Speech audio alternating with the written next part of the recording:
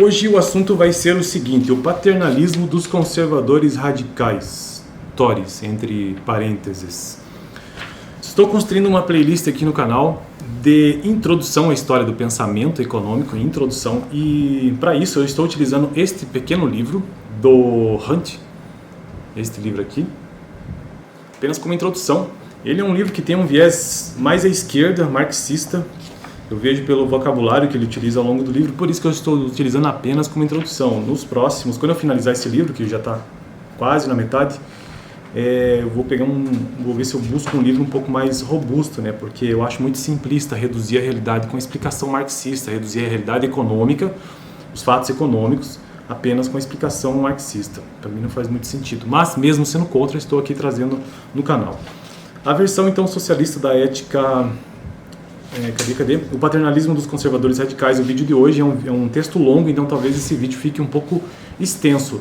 Lembrando, no vídeo anterior eu tratei sobre a legislação social e liberal, que basicamente, tentando puxar aqui de memória, porque eu já gravei esse vídeo tem 2 semanas, mas basicamente é que ele nos traz a ideia de que toda a legislação que foi criada é em prol do liberalismo, em prol dos capitalistas, e daí ele traz a citação de algumas leis que demonstram isso. Naquele vídeo eu falei sobre isso. Deixa eu ver se, a lei das associações, por exemplo. Deixa eu ver se eu encontro aqui. A lei dos... Depois surgiu alguma coisa para corrigir isso, que foi a lei dos pobres de 1834. Enfim, várias leis que, de um jeito ou de outro, favoreceram os donos do capital e não o proletariado. Então, são vocabulário, esse tipo de vocabulário, proletariado, donos do capital, essa coisa toda que o livro coloca o tempo todo e que faz dele um livro marxista. Bom, então vamos ao tema do vídeo de hoje: paternalismo dos conservadores radicais Tories. Ao contrário do que... Eu não faço a menor ideia do que seja isso. Menor ideia. Ao contrário do que sugerem os fatos expostos até aqui, a ética paternalista cristã não foi totalmente eclipsada durante a Revolução Industrial. Olha, essa ética paternalista cristã, já gravei também vídeo sobre isso, o livro começa sobre essa ideia, que é aquela ética lá da Idade Média, de paternalismo mesmo, de cuidado e tudo mais.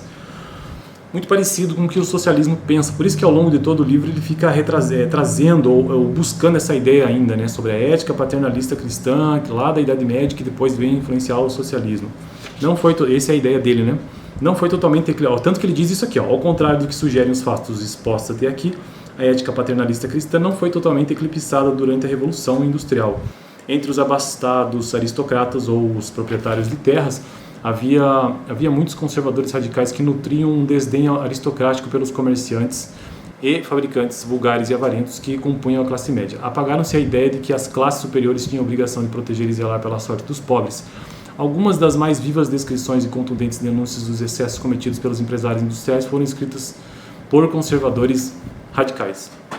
As concepções dos conservadores tradicionalistas foram sintetizadas de um ponto de vista crítico por John Stuart Mill. Segundo Mill, os tradicionalistas acreditavam que, agora é uma citação longa aqui, todos os problemas que afetam coletivamente os pobres devem ser solucionados em seu nome e não por eles.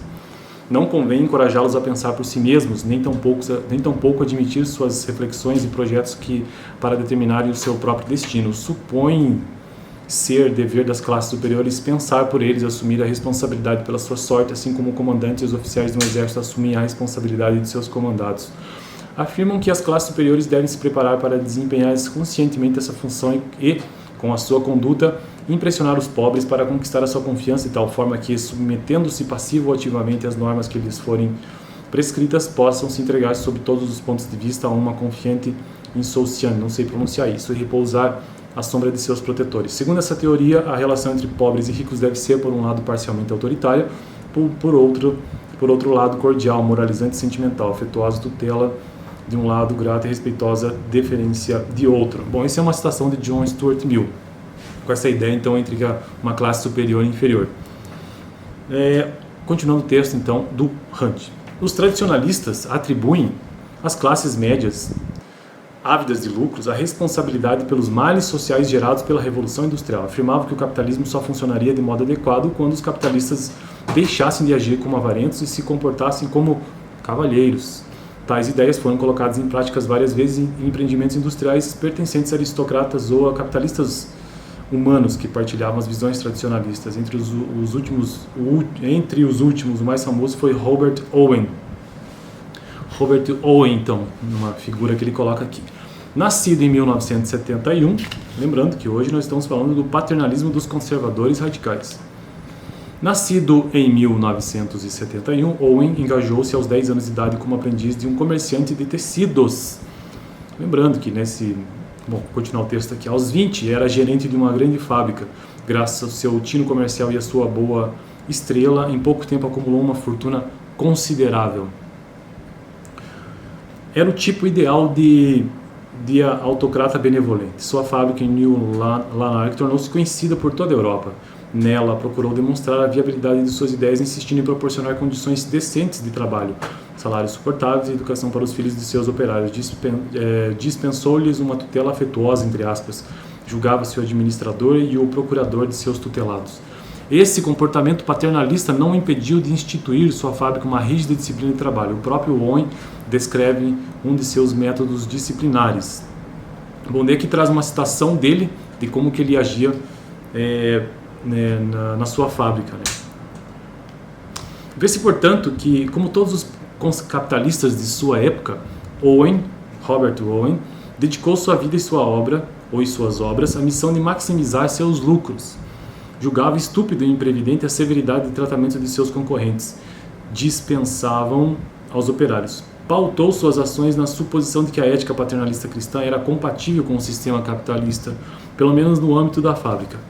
É o que podemos concluir quando afirma: da manhã à noite ocupava meu tempo e minha mente em imaginar, orientar e executar medidas destinadas a aprimorar as condições de vida do povo e ao mesmo tempo fazer progredir os trabalhos e as máquinas de um estabelecimento manufatureiro. Bom, então, para resumir essa ideia do que o texto aqui nos traz hoje, o paternalismo dos conservadores radicais são personalidades desse período industrial, dessa Revolução Industrial 1700, aqui no caso Robert Owen de 1800 mais ou menos, em que eles tentavam conciliar, essa ideia nova dos capitalistas apenas acumuladores de capital com aquela ideia do paternalismo cristão lá da Idade Média, ou seja, de dar suporte, assim como existia a Igreja Católica que dava o suporte e tudo mais, trazia aquela ideia moral, inclusive, na Idade Média. Aqui você tem também capitalistas que são, vamos dizer assim, meio termo, que aqui ele chama de paternalismo dos conservadores radicais. São conservadores radicais. Beleza? Então esse foi o vídeo de hoje. No próximo vídeo eu quero tratar sobre a versão socialista da ética paternalista cristã, porque são coisas intimamente relacionadas, segundo esse autor. Dá uma olhada no vídeo anterior que eu tratei sobre a legislação social liberal. Gravei isso já tem alguns dias, vou deixar aqui no final do vídeo. Valeu!